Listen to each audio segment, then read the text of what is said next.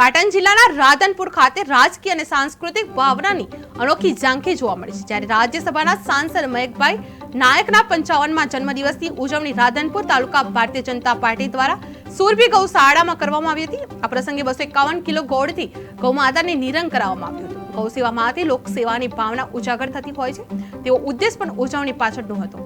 આ કાર્યક્રમમાં રાધનપુર ભાજપના પ્રમુખ અજીતસિંહ પરમાર, ડોક્ટર ગોવિંદજી ઠાકોર, ભાવાજી ઠાકોર, બેચરજી ઠાકોર, ભરતજી ઠાકોર, ખેતાજી ઠાકોર, મુકેશ સોલંકી, મનોજ પટેલ, કુલદીપસિંહ સહિત અનેક આગેવાનો અને કાર્યકરો હાજર રહ્યા હતા। સમગ્ર પ્રસંગ ગૌ સેવા, સમર્પણ અને સંસ્કાર સાથે રાજ્યસભાના સાંસદના જીવનના 55 વર્ષને નવા જતો રહ્યો હતો।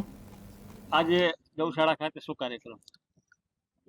આજે સુરભી ગૌશાળા રાધનપુર ખાતે અમારા પાટણ જિલ્લા ભારતીય જનતા પાર્ટીના સંગઠનના પૂર્વ પ્રભારી અને રાજ્યસભાના સાંસદ મયંક સાહેબનો 55મો જન્મદિવસ હોય રાધનપુર તાલુકા ભાજપના આગેવાનો કાર્યકર્તા દ્વારા સુરભી ગૌશાળાની અંદર ગૌ માતાને 251 કિલો ગોળનું નિરણ કરી અને ગૌ માતાના આશીર્વાદ અમે પણ પ્રાપ્ત કર્યા અને ગૌ માતા અમારા મયંકભાઈ નાયક સાહેબને ખૂબ જ શક્તિ આપે અને ખૂબ આયુષ્ય આપે એવી ગૌ માતાને પ્રાર્થના।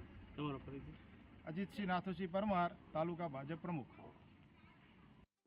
રાધનપુર મુકામે સુરભી ગૌશાળામાં રાધનપુર તાલુકા ભારતીય જનતા પાર્ટી દ્વારા રાજ્યસભાના સાંસદ મયંકભાઈ નાયકના આજે 18મી સપ્ટેમ્બરના રોજ એમના જન્મદિવસ નિમિત્તે સૌ કાર્યકર્તાઓ ભેગા મળી ગાયોને ગોળનું નિરણ આપી મયંકભાઈને ગાય માતા તેમજ ભગવાન એમને લાંબુ આયુષ્ય આપે, તંદુરસ્ત જીવન આપે એવા અમે આજે સૌએ મયંકભાઈ માટે થઈને પ્રાર્થના કરી।